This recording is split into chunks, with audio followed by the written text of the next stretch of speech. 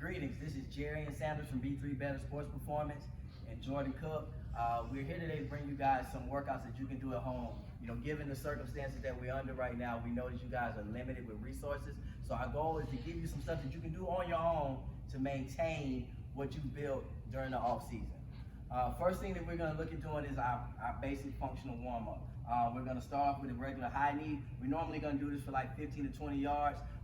In doing this exercise, our number one goal is to focus on warming up the core, getting the muscles nice and loose, but also reinforcing some running mechanics. So one of the things that we always look at doing when we pick our leg up is putting it in what we call the power Z position. So in this power Z position, I have my toe facing the ceiling. I'm trying to bring my calf to my hamstring, and my knee is waist high. Second thing is my arm mechanics, my arms. I basically have them locked at a 90-degree angle. One hand coming from my hip down to my lip. So we call it hip to lip action. All right, so again, the first thing we're gonna do is an A skip. We're only gonna cover 10 yards for the sake of the video. And go. Short, quick skip, staying on the balls of your feet. Not letting your heels collapse. And stop. Next thing we're gonna do is a high knee, all right? Again, reinforces those same running mechanics. I'm trying to get as many reps in as I possibly can. And go.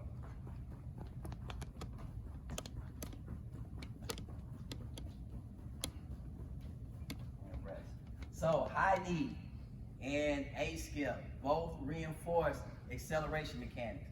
Now we're going to transition more into top end mechanics. So the next thing we're going to do is what we call a B skip. All right, so this time this is a skip with a cycling movement. Again, this is what we focus on when we are in our top end position. When we're in our top end position, the number one thing I want to make sure I'm doing is getting my feet under my hips.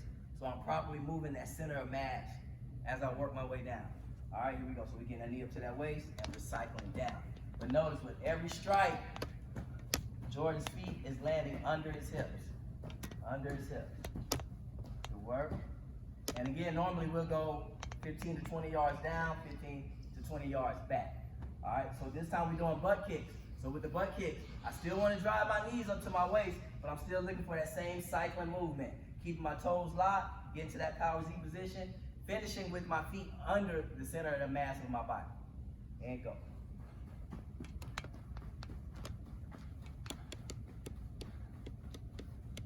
Work. Next thing we got is side shuffle. Whenever I shuffle, never want my feet to touch, never want my feet to cross. We have this imaginary line, we call it our midline. As I'm moving left to right, I want to take that left leg and push it away from my midline while simultaneously pulling my right leg towards the midline, but never crossing the midline. Here we go. Let's work our way down and back, just 10 and back.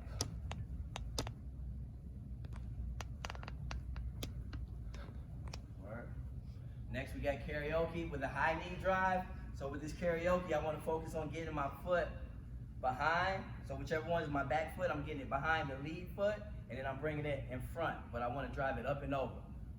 As I drive that foot up and over, I want to focus on getting my whole foot over this knee. So bringing it behind and then up and over. Here we go.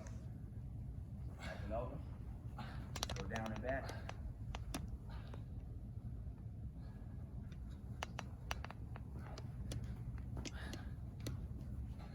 Next we got back pedal. With my back pedal, I want to get my chest slightly leaning forward. We call it nose over toes. Hips back. As we back pedal, we want to push back against the ground, but with every step, I'm landing with my feet under the center of the mass of my body. And go.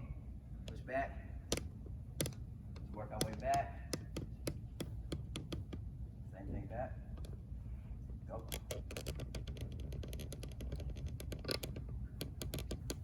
Work. Next thing we got is side to side toe touches.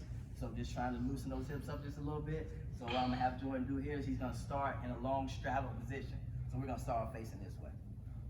All right. So he's gonna reach for his right foot with his left hand, but as he reaches, he keeps his butt lowered in his back, tries to keep his chest up because we want to challenge the range of motion in our hips as much as we possibly can. And again, focus on pushing my hips back and sinking my hips back. Here we go. Push back. Back, now they hop over. They hop over. Go. Always keep your weight back on your heels, not allowing that knee to shift forward. And for these exercises, I normally want to go 10 yards down, 10 yards back. That's it. Next thing we have is knee hug and lunge. So I'm taking my knee, I'm pulling it up to my waist, up to my chest, taking a long step out, dropping that back knee. Pull that knee up to my chest. And again, take advantage of focusing on your running mechanics. So as I pull that knee up, I want to dorsiflex that toe as well.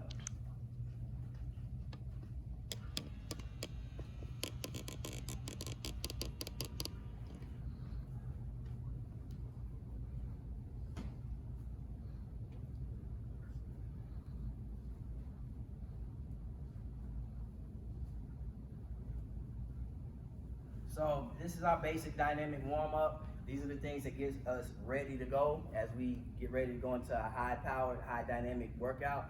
This shouldn't take any more than 10 minutes. There's some other things that you may want to add to your workout to get your body going, but this is the basic start of that dynamic warm-up.